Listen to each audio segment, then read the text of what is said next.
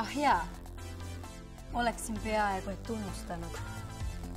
Mõned märkused ka värsketele emadele, ehk kuidas hoolitseda lapse suu eest.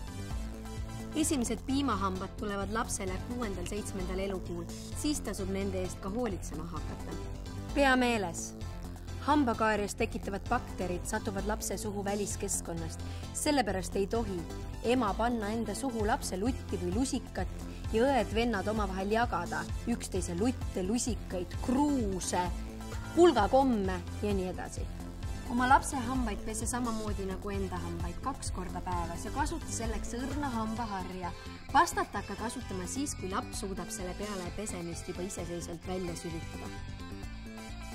Kõige olulisem on lapsele juba varakult õiget suuhügieeni võtted selgeks õpetada, sest need harjumused jäävad talle elu lõpuni. Mina olin Hambamari ja see oli hamba aeroobika suuhügieen lastele. Nägemiseni!